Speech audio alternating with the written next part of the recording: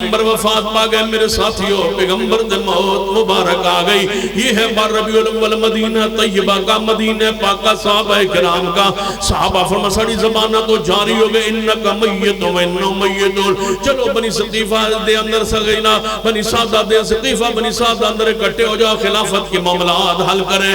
کون سنبھالے گا امت کو، کون سنبھالے گا حکومت کو، کون سنبھالے گا سلطنت کو؟ جس کے لیے آئے تھے حضور اس کو کون سنبھالے گا؟ عثمان حج کو کون سنبھالے گا؟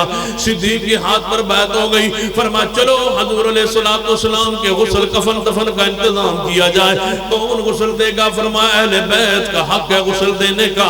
حضرت عباس تھے، حضرت علی تھے، حضرت فضل بن عباس طے ہوئے. فرما یہ تین شخصیات غسل دیں گی. آپ کا غلام سیدنا شکران رضی اللہ تعالیٰ عنہ وہ پانی تیار کریں گے حضور پاک کے غسل کے لیے. حضرت صحابہ کرام بار نے اندر اہل بیت غسل دینے لگے. جو ہی غسل دینے لگے تھے، غسل دے وقت کپڑے جسد دے اتحر دو آپ دے جس میں پاک تو تارے جانی آنا. صحابہ پسند تینوں کھڑے نے، فضل عباس فضل تے حضرت عباس تے حضرت علی کپڑے اتارے جانی آنا. فرمایا ایت مسئلہ حضور کو پوچھے کوئی نہیں، ساڑھے علم اندر کوئی نہیں. بارو پوچھو صدیق کو لو. صدیق وال آواز آئی. فرمایا میرے پیاس بھی علم نے اس مارے تے کوئی ایسی علم بات نہیں.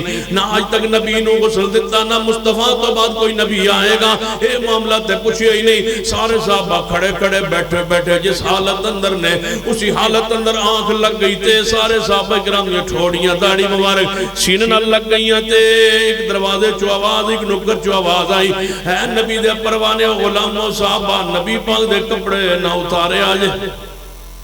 ایویں غسل دے دیتا جائے، کپڑے سمیت غسل دے دیتا گیا ہے. فرمایا نبی علیہ السلام دی اندر زیارت دیدار واسطے کون جائے؟ فرمایا صحابہ کرام فردن فردن دست دیا ٹولیاں جانیاں جان. ایک دروازے جو داخل ہو کے دوجہ دروازے نکل دے آن. دیدار ہون در یا صحابہ کرام رضوان اللہ علیہ مجمعین دیدار فرمان دے رہے. جدو مرد سارے دیدار کر گیا مدینے دے گرد و نواز جہاں جہاں پہنچ دیئے خبر. حضرت عبداللہ ابن عباس فرمان دے نہ کوئی مرد رہندہ ہے، نہ کوئی عورت، نہ کوئی بچہ، نہ غلام. سارے مدینے والا رہے، ٹولیاں دیا ٹولیاں مدینے والا رہیاں نے. آج ربیع الاول ہے، مدینہ طیبہ کا.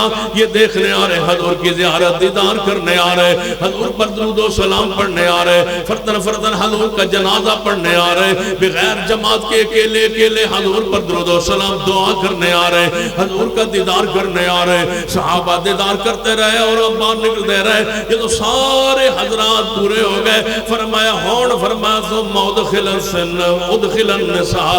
ہن عورتوں داخل کیتا جائے. عورتاں صحابیات اندر جاندیاں رہیاں، حضور دے چہرے دیدار اندر یا درود و سلام پڑھ کے باہر نکل دیا رہیاں. جس ویلے عورتاں پوری ہو گئیاں فرمایا ہون کی کیتا جائے. ثم ادخل الصبیان. فرمایا ہن بچیاں نو موقع دیتا جائے. سارے مدینے دے چھوٹے چھوٹے بچے باہر اکٹھے نے.